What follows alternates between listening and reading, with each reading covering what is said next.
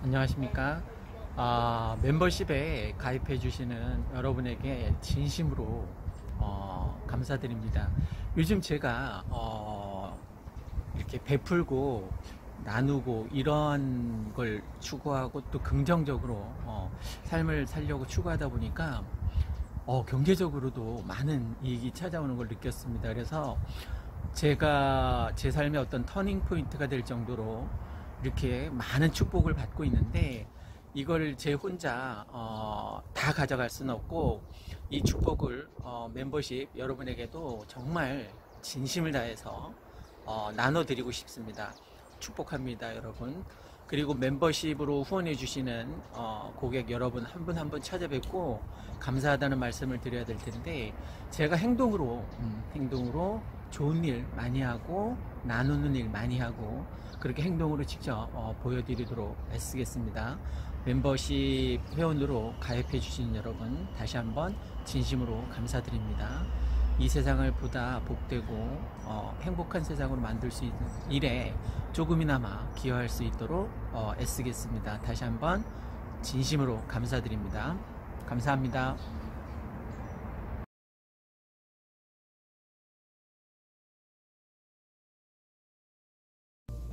안녕하십니까. 오늘은 주택연금에 대해서 말씀드리겠습니다.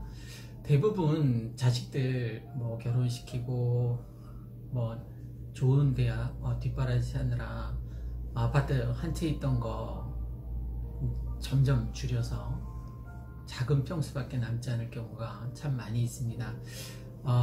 저는 아이들 결혼식 때 하나 남은 아파트 평수를 줄이면서까지 지원하는 거는 좀 반대 의견을 갖고 있습니다. 왜냐하면 정말 평생 어렵게 아파트 한 채 모았는데 이것이 내 노후 자산이 되어야만 한다고 생각합니다. 그래서 주택연금에 가입해서 주택연금을 받으면서 국민연금도 받으면서 좀 아무래도 편안한 노후 생활이 되었으면 하는 바람이 있습니다. 그렇지 않아도 OECD 가입국 중에서 노인 빈곤율이 정말 거꾸로 1위입니다. 거꾸로. 그러니까 보통 일반 노인들이 폐지 줍지 않고는 먹고 살 수 없는 세상이 오는 거죠. 그래서 안타깝게도 노인 자살률도 1위입니다. 정말 안타까운 일이죠. 그러니까 평생 벌어서 아파트 한 채 있는데 이것을 주택연금을 마련해서 괜찮은 제도인 것 같아요. 그래서 좀 노후 생활이 평온했으면 하는 바람이 있습니다. 오늘은 주택연금 전반적인 것에 대해서 한번 알아보도록 하겠습니다. 올해 같은 경우 베이비 부머 1955년생이 만 65세대는 노인 문턱을 처음으로 이제 넘었습니다. 2023년이면 모든 베이비 부머가 60세 이상이 됩니다. 노령 인구 증가의 중대한 변곡점이라고 볼 수 있겠죠. 노후 준비가 덜 된 베이비 부머의 은퇴는 사회에 커다란 악영향을 미칠 수밖에 없습니다. 이들의 사회생활 초기에 국민연금이 도입되었지만 국민연금만으로 노후 생활을 유지하기는 아주 힘듭니다. 지난해 가입 20년이 넘는 국민연금 수급자가 수령한 월 평균 금액은 92만 5천 원이었습니다. 보건복지부가 고시한 올해 2인 가구 최저생계비가 180만 원에 턱없이 부족한 금액인 거죠. 반면 베이비 부모의 보유 자산 중에서 부동산 비중이 75%입니다. 부동산 비중은 미국이 30%, 일본이 40%, 유럽 국가가 50%에 비해서 비정상적으로 우리나라는 매우 높은 편입니다. 베이비 부모는 이 자산 중의 대부분을 환급해서 노인 생활비로 사용할 수밖에 없습니다. 환급 방법의 하나로 주택연금이 흔히 거론됩니다. 주택연금은 지난 1일부터 가입 대상 연령이 만 60세에서 만 55세로 낮춰졌습니다. 이에 따라 신규 가입 대상자는 100만 명이나 늘었습니다. 가입 대상 만 55세에 하향 조정되었고, 주택연금은 고령자가 보유한 주택을 담보로 노후생활자금을 지급하고 그들의 사망이나 이주 후에 해당 주택을 처분하여 대출금을 상환함으로써 주거안정과 생활안정을 보장하는 제도입니다. 가입 자격은 부부 중 한 명이 만 55세 이상이어야 하고 부부가 소유한 주택의 합산 가격이 9억 원 이하면 됩니다. 9억 원 초과 2주택자는 3년 이내 한 주택을 팔면 됩니다. 연금 지급 방식은 월 지급금으로 종신토록 지급하는 종신 방식이 가장 흔하게 쓰이고 있습니다. 주택담보대출기금이 있다면 대출금의 50 내지 90% 이내에서 사전에 인출해서 빚을 갚고 나머지 월 지급금으로 받을 수 있습니다. 가입 연령, 주택 가격에 따라서 다른 수령액이 결정됩니다. 주택연금 월 지급액은 가입 당시 주택 가격과 나이에 따라서 달라집니다. 연금 지급액은 평균 기대수명의 금리, 주택 가격의 상승률을 고려해서 산정합니다. 평생 같은 금액을 받게 돼서 오래 살수록 유리한 구조입니다. 주택연금에 가입하기보다 주택을 매도해서 그 돈을 저축해 놓고 쓰는 게 더 유리하지 않을까 하는 반론도 있을 수 있습니다.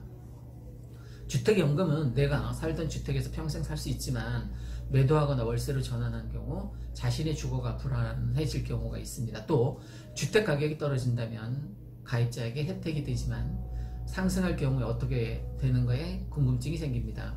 가입자가 사망할 경우 총 연금이 주택 매각 가격보다 낮으면 그 차액은 법정 상속인에게 지급됩니다. 반대로 연금 지급액이 더 많을 때는 주택만 넘기면 됩니다. 언제 가입하는 게 좋을까요? 주택연금은 수입이 끊기면서 가입하게 되지만 가입 당시 주택 가격을 기준으로 하기 때문에 가입 시기가 중요합니다. 주택 가격이 하락하기 들어가기 전에 주택연금 지급액이 결정되면 주택 가격이 떨어져도 가입 당시 정해진 연금을 받게 됩니다. 인구 감소 등으로 부동산 시장 하락이 예상되는 상황에서 부동산 자산 비중이 높은 베이비 부모에게 희사하는 바가 큽니다. 주택연금은 일종의 담보대출 방식으로 이어지고 사망 후 주택을 주택금융공사가 가져가 처분하게 됩니다. 가입하려면 연금을 수령하고 싶은 은행에서 신청하면 됩니다. 또는 주택금융공사 지사에 문의하면 됩니다. KB국민은행이나 농협 등 대부분의 시중은행과 지방은행에서 지급하고 있습니다. 주택연금 가입 시 주의할 점은 주택연금의 단점이라면 가입 당시 주택가격과 연동해서 지급액이 결정돼 별도로 물가 상승률이 반영되지 않고 있다는 것입니다. 즉 가입 기간 주택가격이 상승해도 연금이 오르지 않는다는 것입니다. 또 주택연금에 가입하면 내 집이 아니라 남의 집이 되는지 알아보겠습니다. 가입해도 주택의 소유권은 여전히 가입자에게 남아 있습니다. 주택 소유자가 사망하더라도 남은 배우자가 사망할 때까지 계속해서 동일한 주택연금을 지급받을 수 있습니다. 다만 주택금융공사가 주택의 1순위 근저당권을 설정하게 됩니다. 그리고 연금 가입 중에 이사를 가게 되거나 재개발, 재건축이 되는 경우는 어떻게 될까요? 이사를 해도 새 집에서 주택연금을 이어받을 수 있습니다. 재개발이나 재건축이 예정돼 있어도 연금을 계속 받을 수 있습니다. 100세가 넘어도 연금을 계속 받을 수 있나요? 나이와 상관없이 평생 주택연금을 받을 수 있습니다. 그러니까 오래 살수록 유리한 거죠. 또 다른 공무원연금 등 공적연금을 받아도 주택연금 이용이 가능한지요? 공무원연금 등 다른 연금을 받고 있어도 주택연금을 이용할 수 있습니다. 이처럼 노인 후생복지면에 있어서 주택연금만큼 괜찮은 방법이 없는 것 같습니다. 그래서 하나뿐인 이 주택을 잘 관리해서 노후 생활복지에 이용할 수 있으면 좋겠습니다. 이상 아파트거래 1등 한성부동산이었습니다. 감사합니다.